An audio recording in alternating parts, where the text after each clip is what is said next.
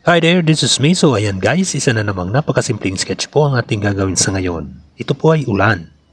Ang ulan ay isang klase ng presipitasyon na isang produkto ng kondensasyon ng tubig na atmosperika na natitipon sa lupa. Ito ay nabubuo kapag ang patak ng tubig ay nalalaglag sa lupa galing sa mga ulap. Hindi lahat ng ulan ay nakakaabot sa lupa. Ang iba ay sumisingaw habang dumadaan sa hangin. Kapag walang nakakaabot sa lupa, ito ay tinatawag na berga. Isang pangyayari na kadalasan nangyayari sa mga maiinit at tuyong lupain ng mga disyerto.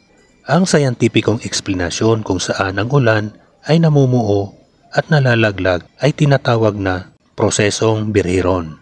Ang tag-ulan ay isang salitang Tagalog na nagpapahayag ng panahon o season. Ito ay panahon ng pag-ulan o pag-ulan ng malalakas na ulan sa maraming bahagi ng Pilipinas. Karaniwan ang tag-ulan ay nagaganap mula Hunyo hanggang Nobyembre, kung saan ito ang panahon kung kailan malimit magkaroon ng mga bagyo o habagat.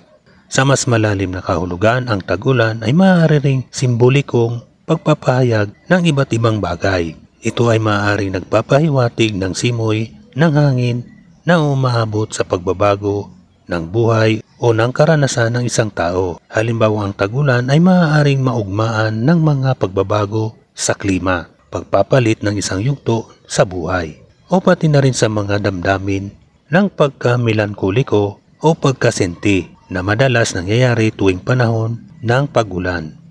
Sa pangkalahatan, ang tag-ulan ay isang mahalagang bahagi ng karanasan ng mga Pilipino, hindi lamang sa aspeto ng panahon kundi pati na rin sa kultura at emosyonal na aspeto ng buhay.